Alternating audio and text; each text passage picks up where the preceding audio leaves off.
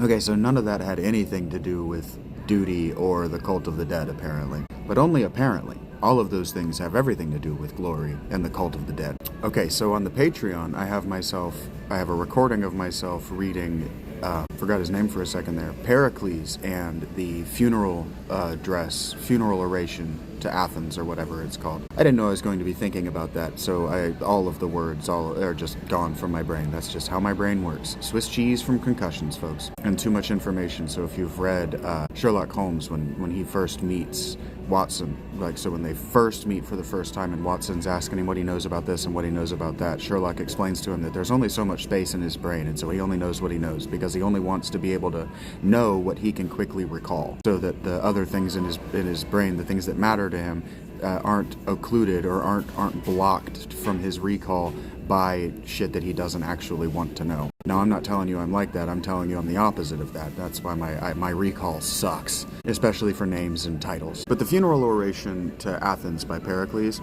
that is a great example, and one you can listen to me read for you, listen to me orate, and that you can understandably pay me for doing, right, having done. Or you can just go and read it for yourself, which I highly recommend. I highly recommend that you have knowledge of this stuff for yourself. Don't just listen to me and other people talk about it. I'm going to tell you right now, we do not do it justice. That's why it still exists now. In the case of this address that was given in Periclean Athens in the 650s BC, we're talking about something that's 2,600 years old.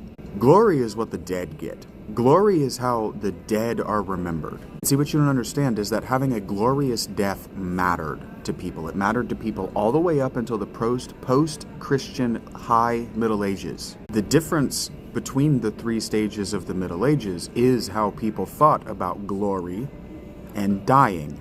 Because by the end of the Middle Ages, by the end of the 1300s, there had been a mass death, a mass dying, a plague that you are apparently unaware of. Everybody knows about the Black Death of the Renaissance, but I guess everybody has forgotten about the Great Dying of the 14th century, because Europe almost extincted 200 years before the Black Death. And when that happened, what they had was a pre-existing death cult that they tried to work with in concert from the pagan past. And what that was a goddess who led armies of the fallen in the night, called the Great Hunt, the Wild Hunt.